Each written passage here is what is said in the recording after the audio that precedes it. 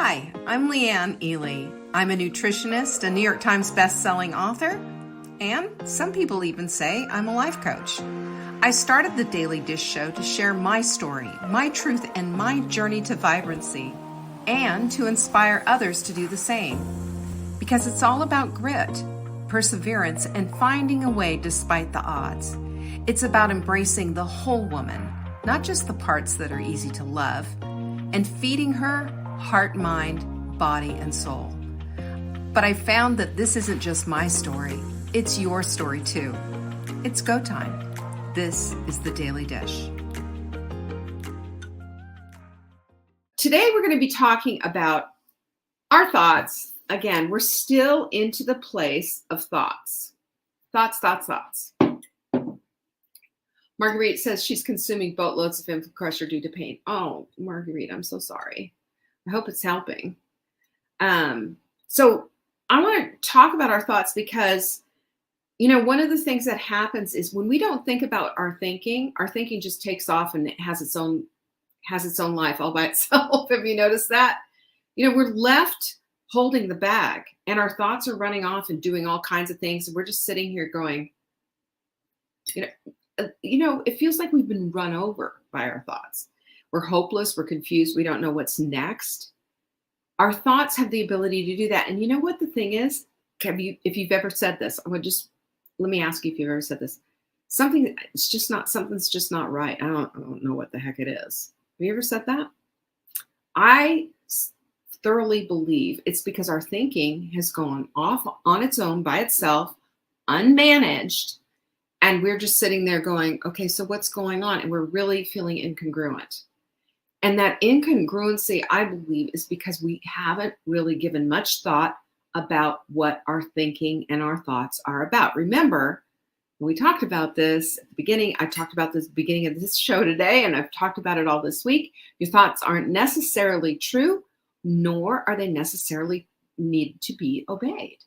And yet, how many of us, me included, it's absolute servitude to those dumb thoughts, even the ones that are completely outside the realm of what it is that we want in our life.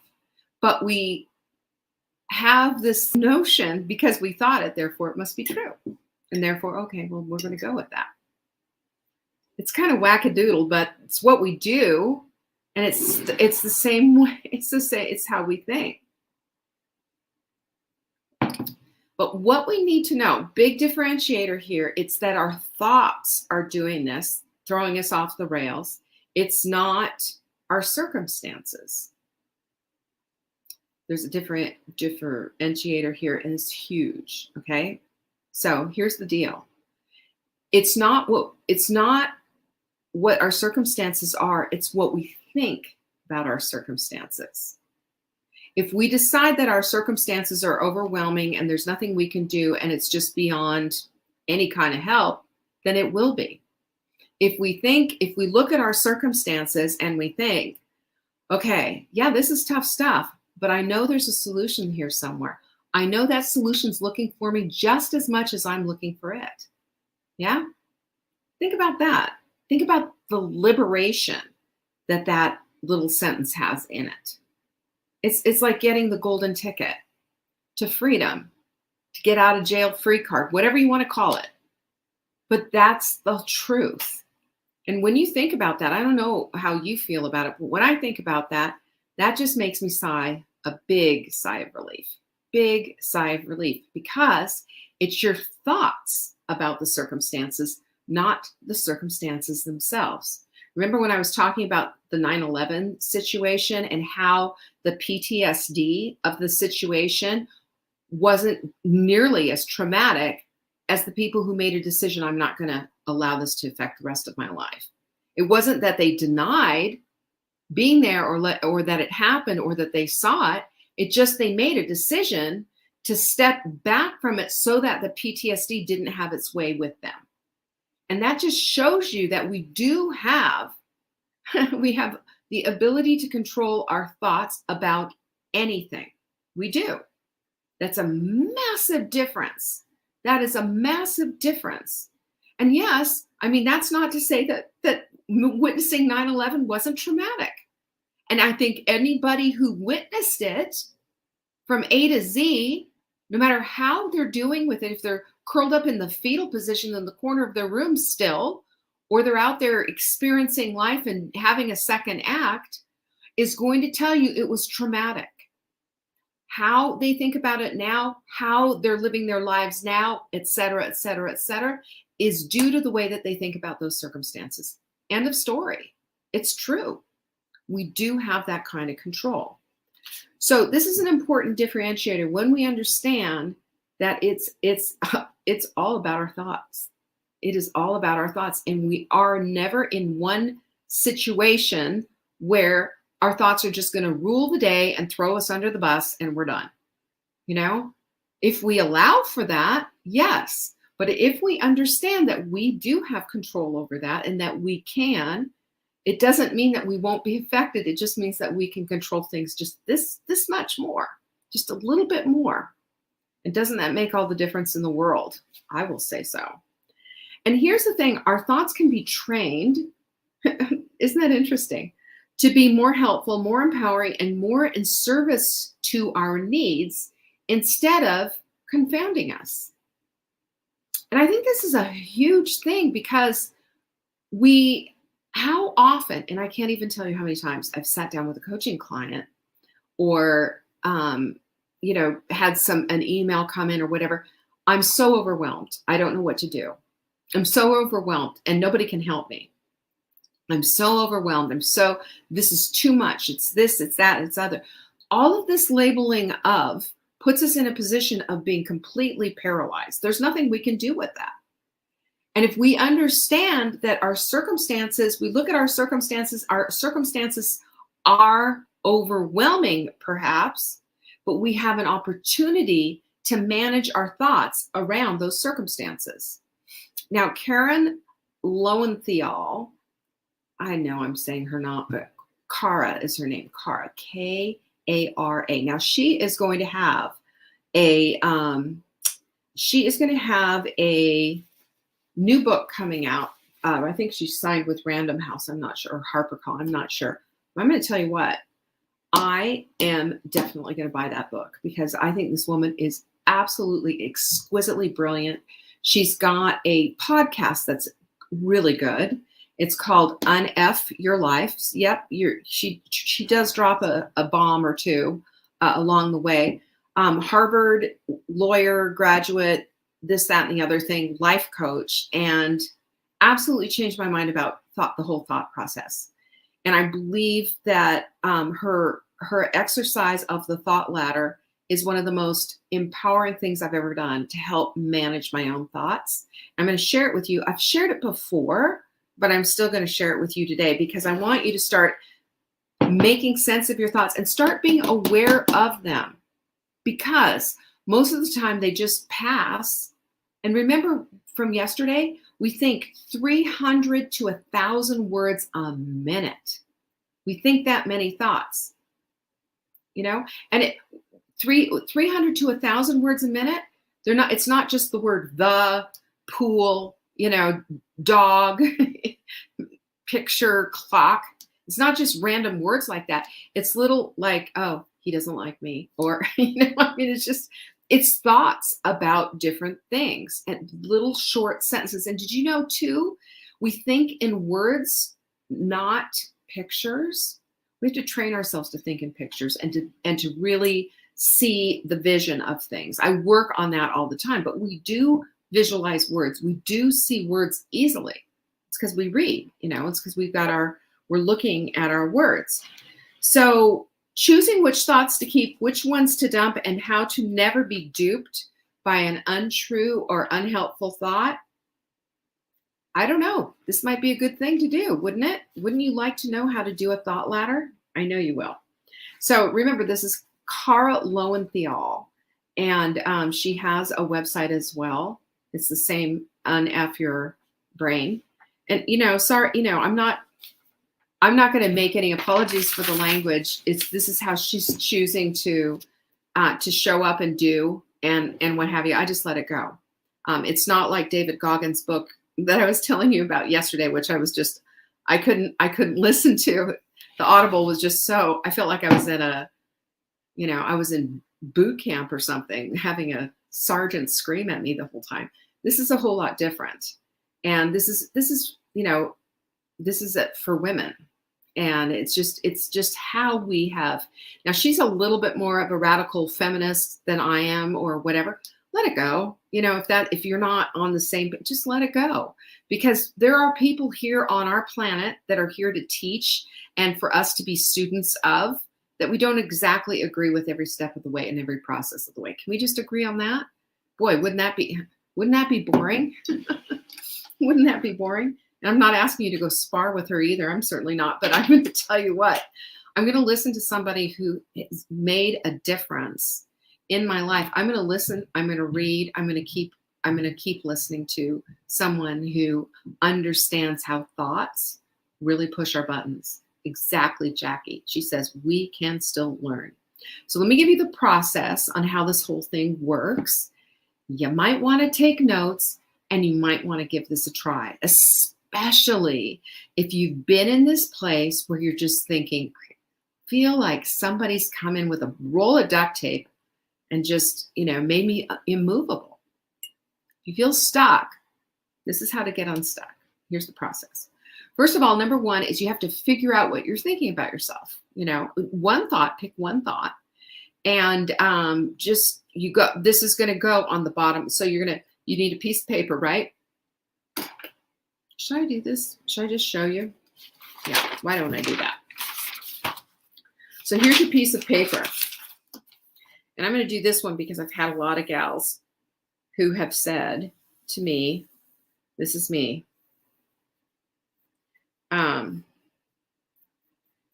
So I ask them, what are your goals? What do you do? Because I'm working with a lot in the Rising Tide. I'm working directly with everyone. We've got one-on-ones, and I'm also judging their goals and helping to, clean things up and make it really nice, so that they really have clarity on their goals. So I've been getting a lot of, I'm a hot mess, it's so disorganized or whatever. And I thought that was a good one to go with because this seems to be kind of a deal.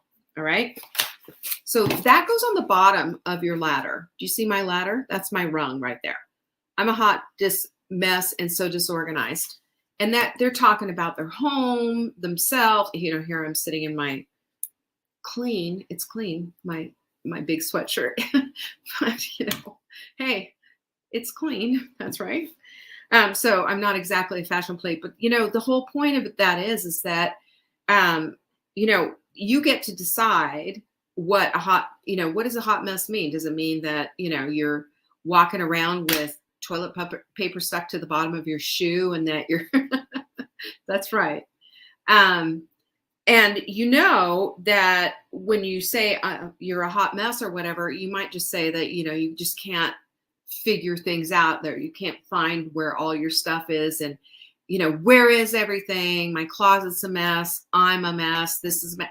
I hear this all the time. So that's why I'm using this as an example. So it could kind of round the gamut a little bit. And then on the top of the rung, you're going to want to put what it is that you want. You got to brainstorm some ideas. So say you put, I'm incredibly organized. You want to be incredibly organized and put together. How's that? And put together. And in your mind's eye, you can see yourself. There you are, not wearing a sweatshirt, maybe with some stylish outfit on and all of that. Maybe that's where you are. So that's going to go right there on the top of your ladder. Do you see that? That's the top part. Notice anything missing? How are you going to get your foot from here to there? Well, that's where the middle ladder comes in. And in this is, so remember, this is, here we go. I'm going to show you what we're doing here. Da, da, da, da, da, da. Okay, so on the top, you've got your dream thoughts. This is what you'd like to be thinking. On the bottom, you've got your current thought. I'm a hot mess. I'm so disorganized. I'm overwhelmed. And in the middle, you're going to go with something that's neutral or tolerable. So it's kind of your I'm in process kind of a statement. So we're going to go to a neutral thing. And I had something written down here. What did I have?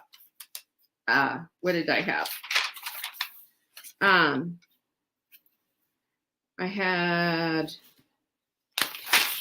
okay, how about this?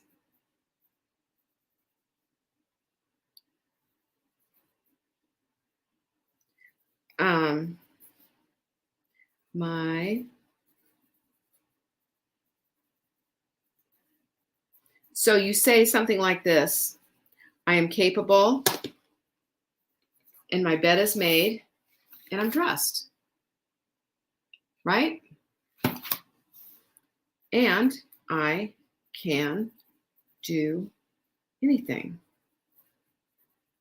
There you go. Maybe you could even say that. Maybe you could even say, and I can do anything. Could you say, and I can do anything? This is tolerable. In other words, I'm not asking you to go from 0 to 100 in 5 seconds flat. You could do that if you were a Tesla, but you can't do it if you're a Volkswagen, can you? It takes a minute. You got to shift gears. You got to do that.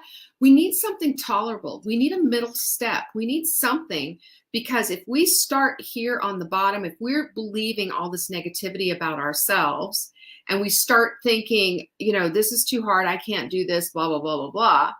Well, then guess what? I am capable because, and I've got the evidence to prove it because I made the bed.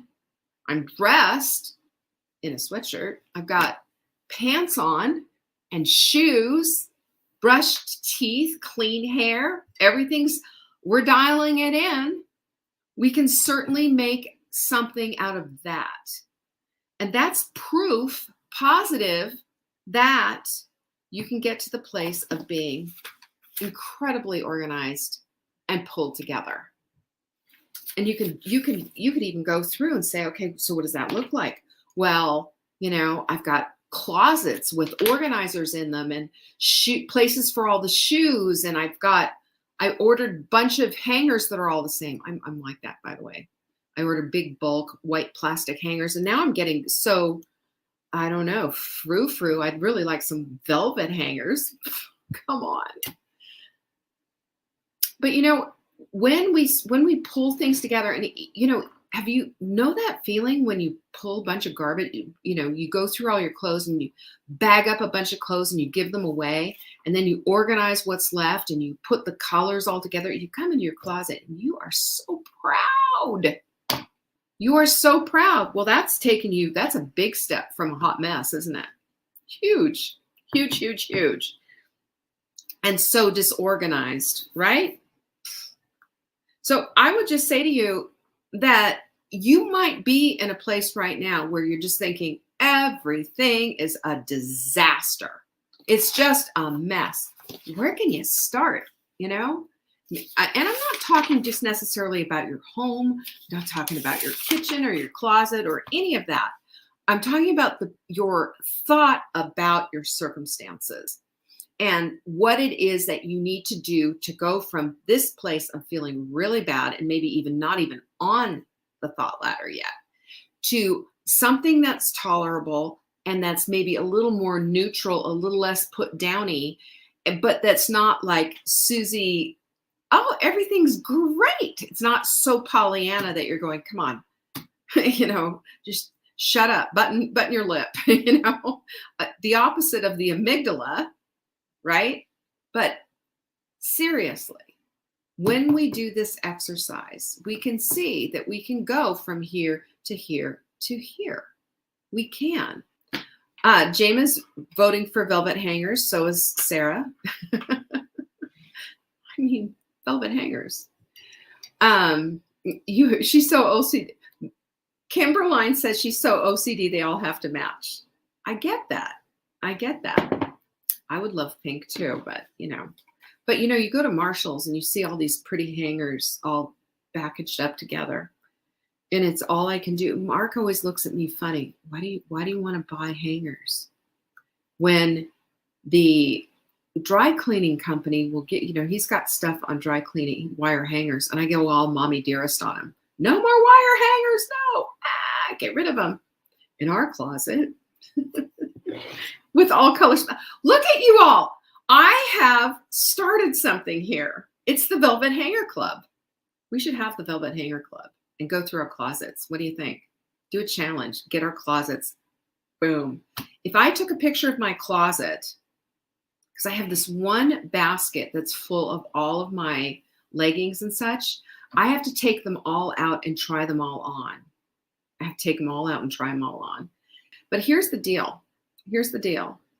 When we understand that there is something that we can do, that there is one little thing, what is a velvet hanger going to do to my closet? Nothing, unless I put things on the velvet hangers. It's not going to mean anything unless I thin the herd, right? Got to take a bunch of stuff out and get rid of it. So one of the things, let me just tell you something. This is so funny too, because remember we talked about scarcity and how, money doesn't grow on trees. You've heard it all. So one of the things that I was thinking about when I was thinking I want velvet hangers, and Mark is all, well, we have the free hangers, all these free hangers, and I'm like, get rid of them. It's trash. Is years ago, those free hangers would have been just fine. And then I graduated to white plastic hangers. And then I was thinking, well, but I'll get more white plastic hangers. Do you know why? They're cheaper. That's scarcity thinking. I can afford some velvet hangers. I can afford velvet hangers. And I'm bloody well going to go buy myself some velvet hangers when I'm done today. I'm going to buy velvet hangers and I'm going to knock my closet out. You see that I just did a live thought ladder with you. What do you think of that? What do you think of that? Kimberly says, my house is wrecked, but my closet is beautiful. There you go. There you go. See? Do we all want velvet hangers? Well, we'll get them. Deal? Let's all get velvet hangers. I think they've got them on Amazon. I don't know how much they are compared to anywhere else. But this is what I'm talking about, is that we can go from the place of total overwhelm to what are the possibilities to this is what my dream thoughts would be about my circumstances. Our circumstances can most of the time not be, we get handed stuff all the time. Anyone get handed a bunch of stuff? Has anyone said, hey, I want you to have this parent? Nobody's volunteered and say, hey, I want to take care of a elderly parent with Alzheimer's, for example. But there's a lot of you who've done this or are still doing it. Or a child with a disability. Nobody raises their hand and say, I'm volunteering for this. We've been chosen for this task by God himself because he sees something in us you don't see in yourself, maybe. I recognize this because as I went through the things that I went through, as my thoughts had to change due to my own circumstances, my life changed, my empathy changed. And you know what made me really ashamed? And I'll tell you, this is something a friend of mine who was a pastor's wife at the time, she went through a lot. She had a fantastic marriage, 3 kids, everything's going great, and was in a car accident, and her one child was hurt and one child was killed. And it just absolute trauma. And then they adopted 2 kids from somewhere in South America. I'm going to tell you this though. She went through absolute holy hell with those kids, and because they had gone through stuff and she didn't know all of their trauma, and they'd done everything that they could on their own, but they'd been through so much. And do you know what she said to me? She said, even so, because she had the biggest, warmest, most wonderful heart. And I just wish, I don't even remember their names. It was so many years ago in this little tiny church in Forest City, Spindale area in North Carolina. But I remember she said Had that situation not been handed to me the way it was, there's no way I could have the empathy that I have for my parishioners. There's no way I could have a heart for them the way that I do. Meaning that when we go through things, when we go through the ringer, when we are tested like this, and we're beyond what we can possibly think that we can handle, that's when God starts to do the work. That's when he starts to show us who we are. That's when the whole substance of our character really bubbles to the surface. And we recognize, hopefully, just like she did, that it's not our circumstances, it's our thoughts about our circumstances, and where we're starting is not where we have to end up. We can work our way through and up the ladder and up the ladder. And as we do, our hearts expand, our love is greater, and the people around our world becomes a lot more expansive too. And I believe we need to all take expansive courage on our thoughts and not allow our thoughts to dictate the run of our lives, and allow our thoughts to be held captive. We're to hold our thoughts captive. We're told that in the Bible. You know that. Hold our thoughts captive. Don't let them run amok. Don't let them take off. Don't let them steer the ship. This is the important delineation that we made yesterday with calling, or the day before, I guess, or calling our amygdala something else. I call her Amy. And your thoughts and everything else to differentiate so that we can have Amy take a seat, so we can take control. And as my friend Sean Croxton says, it's our boss brain, using our boss brain. The amygdala is not the boss brain. This is where all the money is here, y'all. This is where you do all the big girl stuff.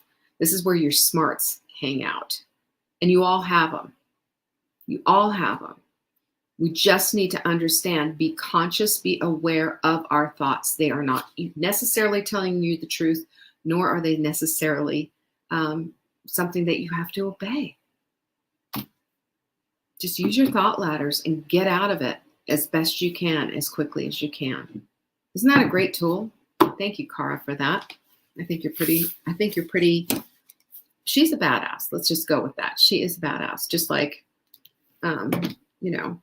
what's her name that I really like? Oh, well, I can't tell. Jen Sincero. Yeah. How to Be a Badass is one of her books. So that's a strong recommendation.